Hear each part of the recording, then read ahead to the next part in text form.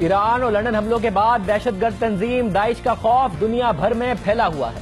یہ شدت پسند تنظیم پاکستان میں بھی اپنی جڑیں پھیلانے کی کوشش کر رہی ہے۔ اس مقصد کے لیے داعش نے لشکر جنگی کے ساتھ مل کر بلوچستان میں ایک اپنے خفیہ ٹھکانے بنانے کی کوشش کی، جسے سیکیورٹی فورسز نے ناکام بنا دیا ہے۔ ISPR نے مستونگ میں 1 سے 3 جون تک کیے گئے آپریشن کی تفصیلات جاری کر دی ہیں، جس کے مطابق یہ آپریشن کالعدم لشکر جنگی العالمی کے 10 سے 15 دہشت گردوں کی موجودگی کی اطلاعات پر کیا گیا تھا، اور پھر انٹیلیجنس اطلاعات تھی کہ دہشت گرد مستونگ سے 36 کلومیٹر دور اسپلنجئی، کوہ سیاہ، کوہ مرواں کے غاروں میں موجود ہیں۔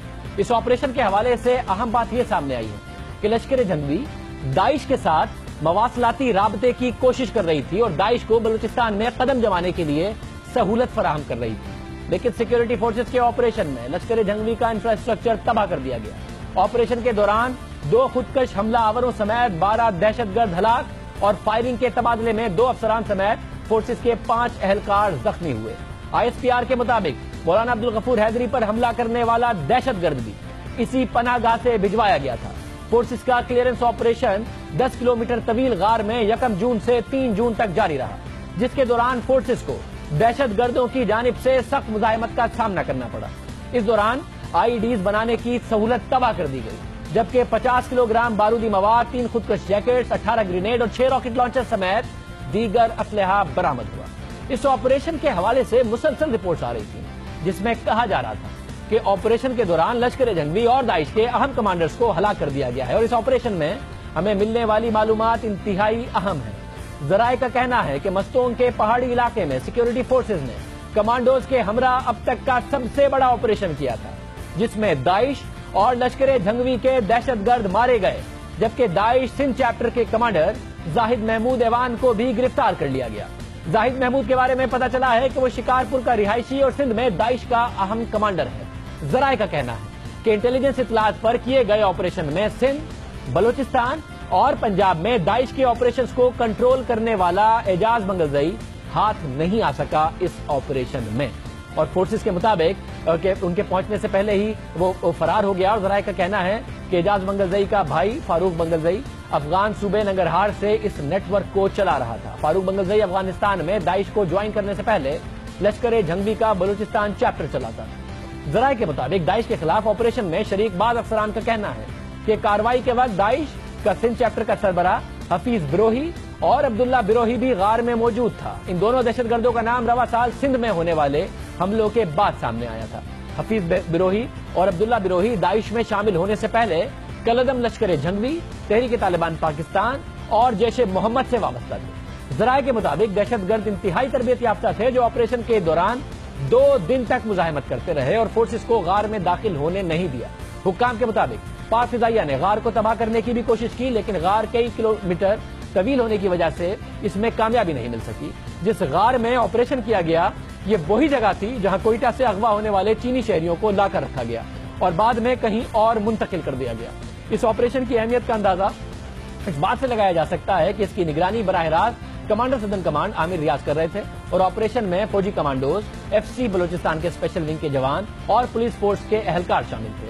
اس آپریشن سے متعلق حکام کا کہنا ہے کہ مستونگ کے غار میں بنائے گئے داعش کے ہیڈ کوارٹر کو تباہ کرنے میں 5 دن لگے، اور بلوچستان میں کالعدم تنظیموں کے نیٹ ورک سے متعلق ہم پہلے بھی آپ کو بتا چکے ہیں کہ اسی لیے مستونگ کو بلوچستان کا حساس علاقہ تصور کیا جاتا ہے۔ ہم آپ کے سامنے کاؤنٹر ٹیررزم ڈپارٹمنٹ کی رپورٹ رکھ چکے ہیں، جس میں سندھ کے کچھ علاقے اور بلوچستان میں مستونگ کے بارے میں کہا گیا تھا کہ یہ کہیں داعش کا گڑھ نہ بن جائے، یہاں پر داعش کا نیٹ ورک مضبوط ہو جائے، جس کی وجہ سے مستونگ میں قیام امن کے لیے FC کی 2 پلاٹون تعینات ہیں، اور JUIF کے رہنما عبدالغفور حیدری پر خودکش حملے کی ذمہ داری داعش نے قبول کی تھی، جس سے اس بات کو تقویت ملی تھی کہ اس علاقے میں داعش بھی قدم جما رہی ہے، اور اب مستونگ میں فورسز کی کارروائی اس دہشت گرد تنظیم کے بڑھتے ہوئے اثر کی جانب اشارہ کر رہی ہے۔ یہاں عام بات یہ ہے کہ صرف بلوچستان ہی نہیں، سندھ میں بھی داعش کا خطرہ بڑھ رہا ہے، اور بلوچستان اور سندھ میں داعش کا اثر اور انتہا پسند سوچ کیوں اپنی جڑیں پھیلا رہی ہے، یہ بھی ہم آپ کے سامنے رکھ چکے ہیں۔ اس کے علاوہ کاؤنٹر ٹیررزم ڈپارٹمنٹ سندھ کی رپورٹس آپ کے سامنے رکھ چکے ہیں،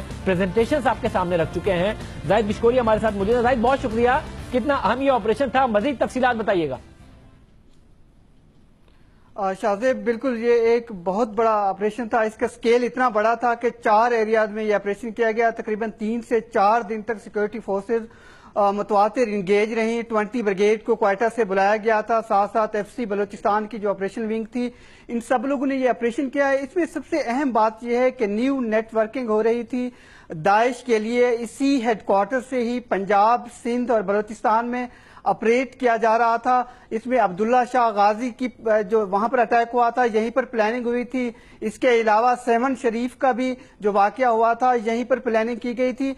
ओवरऑल जो 3 बड़े कमांडर थे, हमारे सोर्सेज ये बताते हैं, जिस तरह इजाज बंगलजई वो यहां से फरार हुए हैं। तो कुल मिला के 60 से 70 यहां पर लश्कर जंगवी दाइश के लोग मौजूद थे जब ये ऑपरेशन किया गया। 11 लोगों को मारा गया है। उसकी आइडेंटिफिकेशन के बारे में हमें मालूम नहीं है कि वो कितने बड़े कमांडर थे।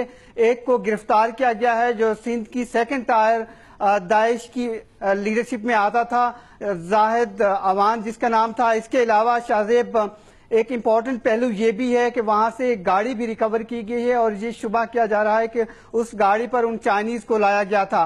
तो कुल ओवरऑल मिला के ये पाकिस्तान में दाइश के खिलाफ सबसे बड़े स्केल का ऑपरेशन था और यही सिक्योरिटी फोर्सेस क्लेम कर रही हैं कि इस हेडक्वार्टर को तोड़ा गया है। लेकिन अभी इससे सवाल ये भी पैदा हो रहा है कि जो इजाज बंगलजई था, उसका बड़ा भाई जो लश्कर जंगवी की बुनियाद रख चुका है बलूचिस्तान में, वो इस वक्त पाकिस्तान के चैप्टर को नंगरहार में बैठकर दाइश की निगरानी कर रहा है। पाकिस्तान में ओवरऑल ये सारी चीजें देख रहा है और यही हमें बताया जाता है कि यही एक इजलास होने जा रहा था जिसमें पंजाब के लिए नई दाइश के नए लीडर का इंतखाब करना था और सिक्योरिटी फोर्सेस को जराए से मालूम हुआ तो उन्होंने उन पर रेड किया, जिससे काफी मज़ाहमत करनी पड़ी। जी शाहजेब, बहुत शुक्रिया। जाहिद किशकोरी हमें बता रहे थे तफसीलात, कितना ऑपरेशन था, कैसे यहाँ पर नेटवर्क मजबूत हो रहा था और दाइश का, जिसके खिलाफ बाकायदा तौर पर सिक्योरिटी फोर्सेस की तरफ से कार्रवाई की गई। वाज़े इशारे हैं कि दाइश पाकिस्तान में मजबूत होने की कोशिश कर रही है। सारी दुनिया में